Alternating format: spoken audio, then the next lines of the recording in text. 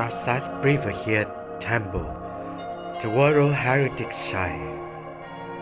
On the 8th July 2008, the World Heritage Committee decided to add Prasat Vihear along with 26 other sites to the World Heritage Sites list. Despite several protests from Thailand, since the map implied Cambodian ownership of disputed land next to the temple. As the process of heritage listing began, Cambodia announced its intention to apply for World Heritage inscription by UNESCO. Thailand protested that it should be a joint effort and UNESCO deferred debate at its 2007 meeting. Following this, both Cambodia and Thailand were in full agreement that Vihear Temple had outstanding universal value and should be inscribed on the World Heritage List as soon as possible. The two nations agreed that Cambodia should propose the site for formal inscription on the World Heritage List at the 32nd session of the World Heritage Committee in year 2008 with the active support of Thailand. This led to a rewiring of the map of the area for proposed inscription, leaving only the temple and its immediate environs. However, Thailand's political opposition launched an attack on this revised plan. You can see modern history and ownership dispute, claiming the inclusion of Vihear could nevertheless consume the overlapping disputed area near the temple. In response to the political pressure at home, the Thai government withdrew its formal support for the listing of Vihear Temple as a World Heritage Site. Cambodia continued with the application for World Heritage status and despite official Thai protests, on the 7th July 2008, Vihear Temple was inscribed on the list of World Heritage Sites. The renewed national boundary dispute in 2008 has been a reminder that despite World Heritage ideals of conservation for all humanity, operating a World Heritage Site often requires use of national authority at odds with the local cultures and natural diversity of the landscape. Prior to the listing, Cambodia considered Vihear to be part of the Protect Landscape IUCN Category V, defined as a nationally significant natural and semi-natural landscape, which must be maintained to provide opportunities for recreation.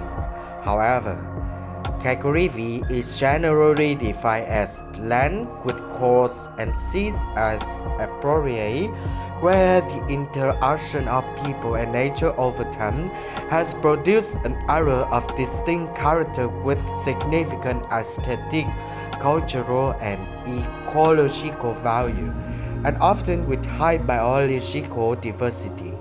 Safeguarding the integrity of this traditional interaction is vital to the protection, maintenance, and evolution of such an area.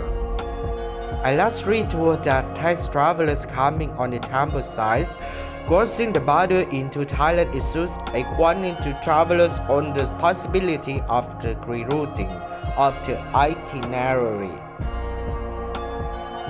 During the People's Alliance for Democracy of Sciences of Suvarnabhumi Airport, future Thai Foreign Minister Kasik Piroma reported called Cambodian Prime Minister in a 2008 television interview crazy and Naklang, commonly translated as gangster.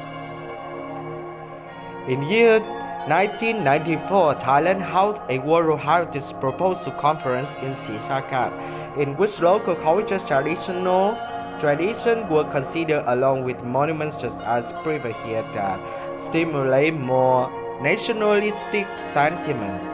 The use of passes in the Dongrak Mountains reportedly tied together cultural communities and practice divided by a militarized and imperfectly demarcated modern borderline. Among Khmer ethnic minority, the Kui or Shui, the anonyms have multiple spellings used passes to the below the Dongrak cliff edge, including the Kulan area, which is now a Cambodia wildlife sanctuary. Kui in Cambodia were skilled ironsmiths using ore from Phnom Dângrêk, while elephant hunting in the vicinity of Vihear was thus open in the International Court of Justice proceedings. The World Heritage Plans overlook local culture and species protection to facilitate national revenues from tourism. One international law professor has urged that practicality calls for laying aside exclusive sovereignty in favor of an international peace park. A scholarly article concurs in concluding. Since Thailand and Cambodia have brought olive blood and bitterness to this place, it might be desirable to preserve it from both. It could be given back to nature and the indigenous peoples to be managed cooperatively between the two governments in equal partnership with local communities. As it stretches by the protected landscape anthropological preserve. Given the massing troops in 2008, perhaps such a trans-border reserve would create not only a demilitarized buffer zone in which any future demarcation can be amicably undertaken, but a recognition of the ecological and cultural aspects of an area which both Cambodia and Thailand may still save from the destructive and exploitative impacts of rapid development so often suffer in the other Asian countries. Dispute over ownership in 2008, the conflict between Cambodia and Thailand over land adjoining the site has led to the periodic outbreaks of violence. A military clash occurred in October 2008. In April 2009, 66 stones at the temple alleged were damaged by Thai soldiers firing across the border. In February 2010, the Cambodian government filed a form letter of complaint with Google Maps for depicting the natural watershed as the international border instead of the line shown on the 1907 French map used by the International Court of Justice in 1962. In February 2011, when Thai officials were in Cambodia negotiating the dispute, Thai and Cambodian troops clashed, resulting in injuries and death on both sides. Artillery bombardment in the area occurred during the conflict. The Cambodian government has claimed that damage occurred to the temple. However, a UNESCO mission to the site to determine the extent of the damage indicates that the destruction is a result of both Cambodian and Thai gunfire. Since the 4th February, both sides have used artillery against each other, and both blamed the other for starting the violence. On the 5th February, Cambodia had formally complained in a letter to the UN. The recent Thai military actions violent in 1991 Paris Peace Accord UN Charter and a 1962 judgment from the International Court of Justice, the latter claims. On the 6th February, the Cambodian government claimed that the temple had been damaged. Cambodia's military commander said, "A wing of our Preah temple has collapsed as a direct result of the Thai artillery bombardment." However, Thai sources spoke only of minor damage, claiming that Cambodian soldiers had fired from within the temple. ASEAN to which both states belong, has offered to mediate over the issue. However, Thailand has insisted that bilateral discussion could be better solve the issue. On the 5th February, the right-wing People's Alliance for Democracy called for the resignation of Prime Minister Aphisit Shiva for failing to defend the national sovereignty. A UNESCO World Heritage Convention held in Paris in June 2011 determined to accept Cambodia's management proposal for the temple. As a consequence, Thailand withdrew from the event. With the Thai representative explaining, we withdraw to say we do not accept any decision from this meeting.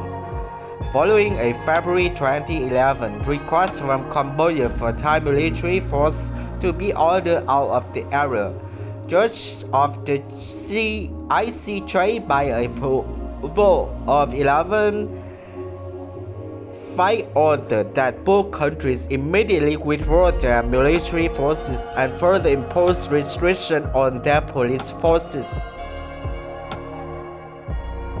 The court said this order would not prejudge this and any final ruling on where the border in area between Thailand and Cambodia should fall. Aphisit Vihear said that Thai soldiers would not pull out the disputed area until the military of both countries agree on the mutual withdrawal. It depends on two sides to come together and talk, he said, suggesting that an assisting joint border committees would be the appropriate place to plan a coordinated pullback. The ICJ ruled on 11 November 2013 that the land adjacent to the temple are the east and west, south being previously agreed as Cambodian, north as Thai, belongs to Cambodia, and that any Thai security forces still in that area should leave.